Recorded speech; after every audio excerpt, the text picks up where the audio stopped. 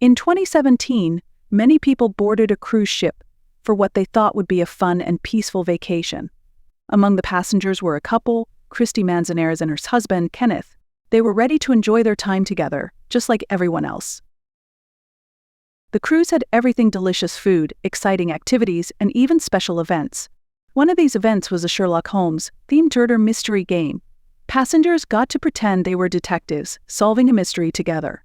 But what no one knew was that a real tragedy was about to happen, one that was far more horrible than any game. Christy and Kenneth started arguing in their cabin. The argument got louder and louder, and soon things took a terrible turn.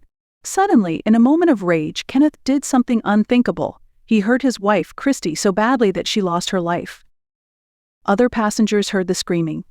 But because of the murder mystery game happening on the ship, many of them thought the screams were just part of the show. They believed it was just for fun, part of the game they were playing. But soon they realized something was very, very wrong. So when the ship's crew arrived at the cabin, they found Christy. Sadly, it was too late. Christy had been killed. Kenneth didn't try to run away. He stayed in the cabin until the authorities arrived. They arrested him right there on the ship, surrounded by confused and heartbroken passengers. No one could believe it. What started as a fun and exciting cruise had ended in tragedy. Kenneth was taken to court for his terrible crime. He admitted to what he had done, and the judge sentenced him to 30 years in prison. 30 years in prison for the loss of his wife, Christy. It was a punishment, but no sentence could bring Christy back to her family. This story teaches us a sad but important lesson. Anger can be very dangerous, and it can lead to terrible decisions.